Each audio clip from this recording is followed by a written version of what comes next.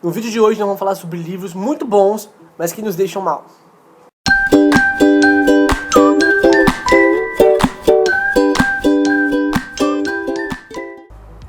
Sim, parece um pouco controverso falar sobre livros bons que nos deixam mal. E o que eu quero dizer com isso? É que são livros muito bons, que a gente gosta, que a gente se envolve com a história, que tem grandes personagens, nos impactam de alguma maneira, só que muitas vezes essa maneira não é uma maneira positiva. E todo o vlogando eu tenho que trazer isso um pouco pra minha realidade, expressar isso pra vocês, pra gente continuar e elaborar uma linha de raciocínio. E quando isso aconteceu? Aconteceu por 2 vezes na minha vida. Aconteceu com Crime e Castigo, do Dostoiévski, e aconteceu com Angústia, do Graciliano Ramos, que são obras que, inclusive, têm coisas muito parecidas. E o que aconteceu? Eu amei essas 2 histórias. Essas histórias têm personagens maravilhosos, traz questionamentos interessantíssimos, profundos, humanizados, mas que a leitura em si mexia muito comigo, mexia de uma maneira muito ruim. Eu acabava de ler o livro e estava sempre muito fragilizado, sempre muito com pensamentos muito tristes, pensamentos depressivos, pensamentos pensamentos que realmente puxavam para baixo. E isso será que acontece com todo mundo? Será que a culpa é do livro? Acho que não. Eu acho que esses livros realmente eles têm alguma coisa que serve como gatilho. Isso na internet a gente usa muito, né? Com vários textos, antes de apresentar as informações, traz um alerta chamado Trigger Warning, ou seja, alerta de gatilho. E o que seriam esses gatilhos? São informações que remetem a algo que pode ser ruim. Por exemplo, um texto que vai falar sobre estupro tem gatilho de estupro. Textos que vão debater sobre racismo vão trazer temas de racismo. E esses temas podem servir de gatilho para uma crise. Crise de pânico, crise de depressão. Realmente deixar quem está lendo mal. Pode ser textos fundamentais, textos importantíssimos, muito bem construídos, mas que vão afetar o leitor de uma maneira ruim. E isso, quem está lendo precisa estar consciente de que vai encontrar algo que pode vir a fazer mal. Então é um alerta, não é algo para não ler. Não é porque você sofreu um estupro que você não pode ler um texto que tem assuntos ou um livro sobre estupros, não é isso.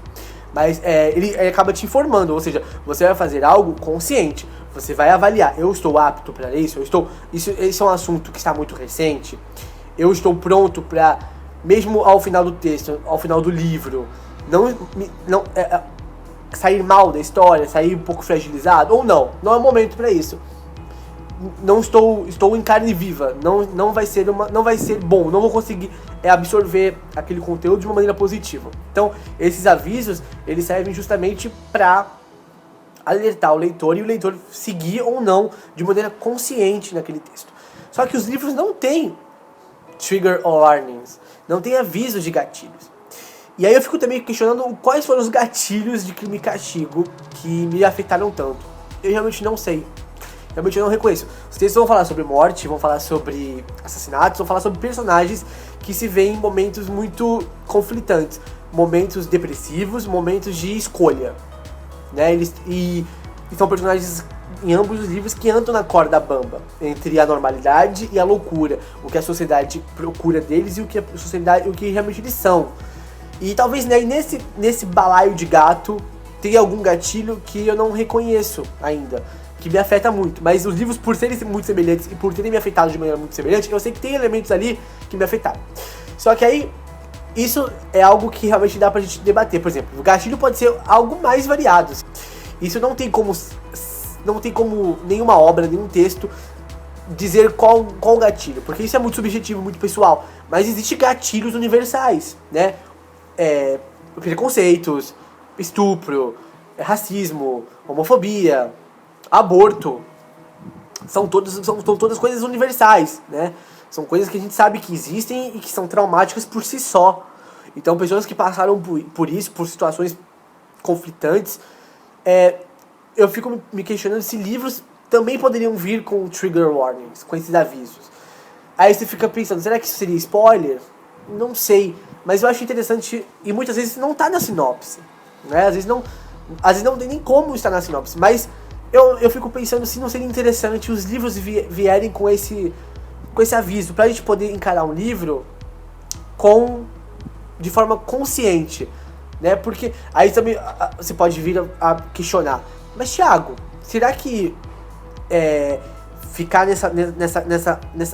Será que isso não seria uma bolha? Será que a gente não tá querendo fugir de situações conflitantes?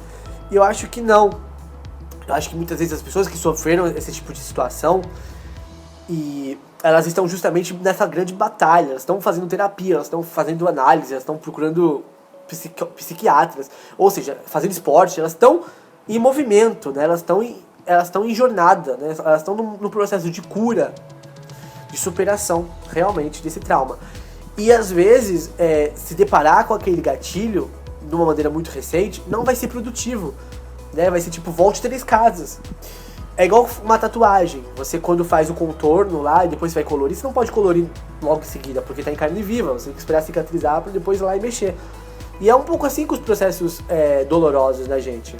A gente precisa elaborar muito, e muitas vezes repetir até conseguir trazer esse processo de cura mesmo. E a cura vem da repetição mesmo. Vem desse recordar, repetir e elaborar. É na elaboração que a gente se cura. E muitas vezes o gatilho, esse alerta de gatilho, seria muito útil para o leitor fazer essa escolha consciente. Eu vou encarar essa obra literária conscientemente, de que tem coisas que podem vir a me fazer mal, ou não. Vou esperar um pouco, me fortalecer, elaborar mais, repetir mais esse assunto de mim em tratamento, para poder encarar. E aí poder fazer essa experiência, porque o livro, né, o romance em si, por si só, ele é uma jornada prazerosa, ele tem que ser uma jornada prazerosa, muitas vezes. E não, acho que nenhuma leitura tem a obrigatoriedade, não importa o tema. Claro que a gente não vai ler, não importa se você passou por uma situação de... Vamos voltar ao estupro. Uma situação de estupro, que você vai ler aquilo de forma diferente. Vai mexer com você, vai te trazer uma coisa ruim, mas é diferente de quem já passou por aquilo. Né? Eu acredito que você foi vítima de racismo. Quando você lê uma situação racista, é muito diferente de você não ter passado por aquilo, uma coisa de homofobia, uma cena de agressão homofóbica, de abandono. Se você passou por aquilo, aquilo vai te afetar de maneira diferente. Vai afetar a todos. Se a construção narrativa for muito bem feita, vai te fragilizar, vai te emocionar, mas não se compara quando você já passou por alguma situação. Aquilo realmente vai dar um gatilho, e aí o que pode vir a seguir é devastador. E nenhuma obra literária tem a intenção e a função de causar isso, né? A gente emociona, a gente se toca, a gente se coloca naquele lugar, mas a gente não tá lendo pra ficar mal. Mas esse é o debate que eu quero trazer hoje. Vocês acham que realmente seria interessante trazer um alerta de gatilho? Ou não? Eu acho que vocês acham que isso vai atrapalhar, seria um spoiler de alguma coisa? Ou que isso realmente não é tão importante?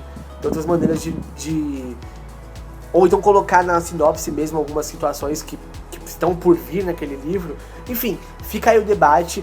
Se você também já leu algum livro muito bom que você gostou, mas que no final das contas te deixou muito mal emocionalmente, não deixe de comentar aqui embaixo. Também comente qual livro foi, é muito interessante saber disso. E se você não está inscrito, seja muito bem-vindo, faça parte da família BookBox.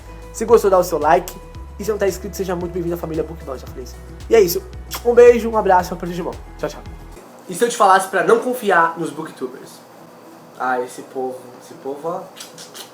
Não pode confiar não.